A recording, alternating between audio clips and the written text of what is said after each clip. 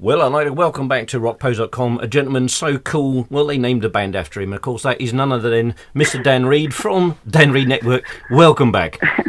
Thank you, Dan. Good to be back. It's funny you say that. I was a big fan of the Jimi Hendrix Experience, the name, and that's where the Dan Reed Network came from. We were like, Dan Reed Experience, Dan Reed Network. Yeah, that's it. It's funny you mentioned Jimi Hendrix, funny, because, of course, it's the anniversary today of his death. Yeah, really, today's the day. Wow. There's pictures all over. I'm at this Sanctum Soho Hotel here today, and all the lobby is just filled with, like, these beautiful mosaic, stained glass images of Jimi Hendrix. Fantastic. So funny. Well, of course, you're back on rockpose.com to talk about the brand new album, Origins, which is out 23rd of November. Obviously, I've had the pleasure of listening to it already. Gotta say, once again, you guys deliver. Never disappoint. Great. First thing I'm going to ask you straight away out the blocks is obviously you reworked some of the older tracks, shall we say. Was it difficult to decide which tracks to rework, or did you know from the straight away? We kind of decided about a week before each studio session. All these songs were recorded in 4 different studios from around the world with a live audience. And before we were really focused on the new songs that we were going to write and record for all the way up until about a week before the studio dates. And then we were like, okay, that's done. Now let's focus on what songs from the past would fit with the new song as a day experience for both the band and the audience. So it wasn't really that thought out. It was more about like, oh, you know what? It'd be fun to have everybody sing the chant on Ritual. So that was the very first one. The second one was like, what's the song we enjoy playing the most live? And that was Forgot to Make Her Mine. Then it was Brian came up with this really beautiful version of Let It Go. He demoed it in his studio in Honduras, sent it to me, and it made Let It Go, which was kind of more of a sad, morose song in a lot of ways, feeling-wise, emotion. Yeah. And he wrote this kind of version that was uplifting, like, let it go, it's happy. It shouldn't be sad to let go of pain. It should be happy. And I love that. And I said, let's do that for Portland. That's our hometown. Let's do this really heartfelt, new, positive version of Let It Go there. And then in Stockholm, we said, you know what? Rainbow Child is the song that we get requested for the most. So we might as well have everybody sing on that. And so it kind of came very organically. It kind of makes sense to me that those are the tracks you chose, because as a fan watching you live, they're the ones that really get the main reaction from the crowd, certainly. I mean, having seen you guys up at Cambridge Rock this year, and my God, what a fantastic set that was. Oh, thank you. That it's a shame there weren't more people in the tent who were too busy outside having a beer. They come in, you are missing an absolute, well, this was just everything. You could tell you guys were just having an absolute riot. Yeah, it doesn't matter if there's 10 people or 10,000. We put it all out there for the fun of it. And yeah, it was great. And the good thing is that, kind of playing out in the field seemed like more of a kind of an older rock crowd. Yeah. And I really enjoyed that. I think there was a lot of, people that had never seen the network before, just kind of going, what is this about? And I hope they enjoyed it. I spoke to a couple of people who had been fans for a long time, but the first chance to actually see you guys live, and they were just sort of there with their jaws hanging down. I said, "Well, I did tell you." Oh, well, that's great to hear. Yeah, there did seem like there's some shocked look on people's faces out there, so that was a good sign. Always good. Obviously, going back to the album, and as you obviously mentioned, it was recorded in several studios with a studio audience with participation. Where did that idea come from? Was it something that you'd thought about for a long time and thought, you know what, I really want to get the fans involved? It was a gestation of, it started off with Dario Nixat, our manager, came up to us and said, hey, we should do this one date, record a song with the live audience. And then I told him, I go, you know what, I've seen videos of this band called Snarky Puppy, which they don't do a lot of vocals, but it's more jazz, fusion, rock, soul, big band, maybe like 9, 10, 11 people sometimes, with an audience of about 30, 40 people with headphones on. And just they're not making a record, they're doing a live concert in the studio, and people are just listening through headphones. And I go, why don't we combine that with recording a new song, and then I came up with the stupid idea of trying to do 2 songs in one day. and everybody was like, "Man, it's impossible. We're not going to be able to do it." And I go, well, "Let's record the music for the old network song the day of the morning when we're setting up." So we have the tracks recorded, and then we just have everybody sing on it. So it ended up pulling it off, but I would say it's a fairly new idea. I've never really heard of bands doing it this way before. And the original idea came from our manager, which was brilliant. And he's half our age, so we listen to him. I mean, listening to the rework tracks compared with the original tracks, which I know oh so well, I mean, I don't know what you guys have done with the bass, but my God, it goes low.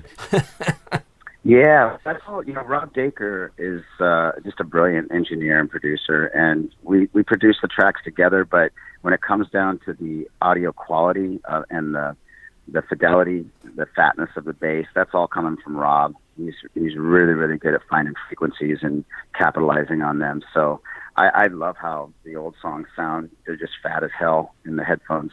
They are indeed, and they just sound so fresh. He's added just so much space to them. I mean, he's really sort of, not that they were ever sort of disappointing or dull after hearing them loads of times, but it's just a real kick up the arse, so to speak. Well, that's great to hear, because you're the first person that's, I've only done a few interviews about this new record since you guys all just got the advanced copies last week, but that was the thing that I'm most happy with about this new record is how it sounds. I think it's a joy to listen to, fidelity-wise. That's good to hear. Well, obviously, we've obviously mentioned the rework. We cannot fail to mention, obviously, the new tracks, which really are a natural follow-on, I think, from the last album. Oh, that's good to hear. Yeah, we feel it is, too. It's kind of pointing us in a direction of where we can head with the next album. We're going to write from... We've already started writing for the next record. It's so funny. But next year... and all the way into early 2020, it's just all about writing.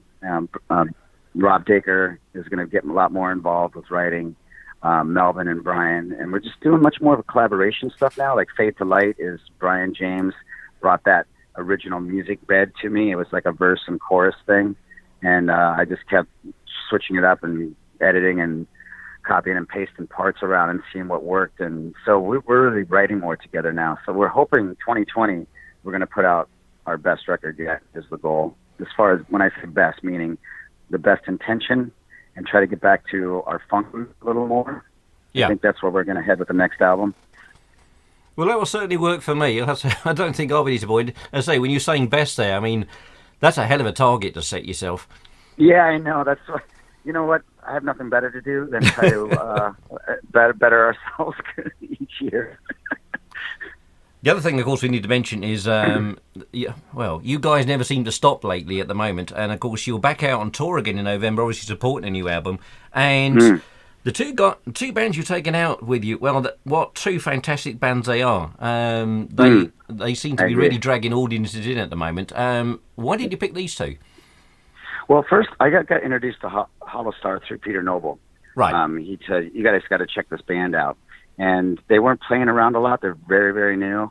And we were talking about let's have a couple bands that have kind of like an underground buzz about them. But I listened to their tracks and I was like, you know what?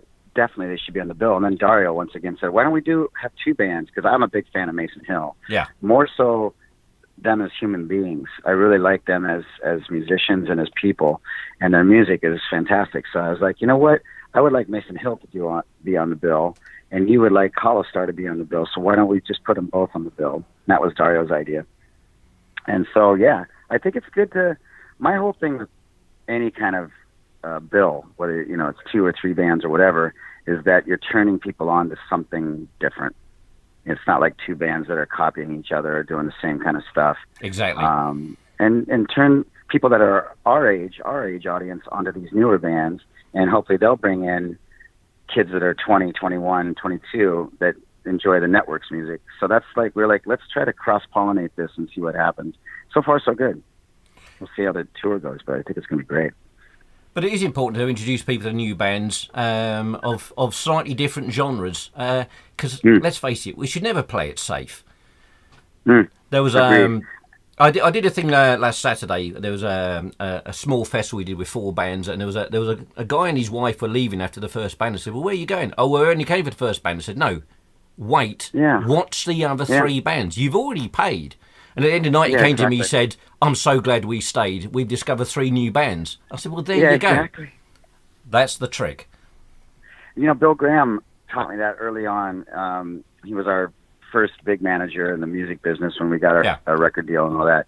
And he would say his favorite shows and the audience favorite shows were always like Prince with the Rolling Stones, Jimi Hendrix with the Monkees. It was these kind of mixture of 2 bands that didn't make sense together, but the audience just ate it up because they got from one end of the spectrum to the other. So I've never forgotten those insights from Bill. One other thing I want to just bring up, which is not connected with the network, but I'm going to put you on the spot now. Obviously, Snake Oil and Harmony. How are you and Danny getting on with an album? Yeah, we're writing. I'd say we have 5 songs ready. And over the next 6-7 months, we're going to write another 5. And then the plan is to record in Prague next summer, either July or August. And that would come out the first of the year, or maybe Christmas time next year, something like that. Oh, that'd be cool. Looking forward to that. For those of you who've never seen Snake Oil and Harmony, it is Dan and Mr. Danny Vaughan from Taiketo just playing acoustic songs and having a chat and telling stories, and it's just such an intimate, fantastic evening. Oh, thank you, Dan. We enjoy it. Both of us say that's some of the best times in our life, our creative life right now, is being on the road together. It's quite heartfelt, and the intention in that is very strong. So we're looking forward to making a record and trying to capture what we do with that intimacy of 2 acoustic guitars with a band, but not make it rock. Yeah. So how do we figure that production out in the studio? That's what's really exciting for us, is that challenge. And finally, funny you should happen to mention the word Prague, but of course you guys are going to be absolutely rocking Prague this New Year's Eve. I guess you're looking forward to that.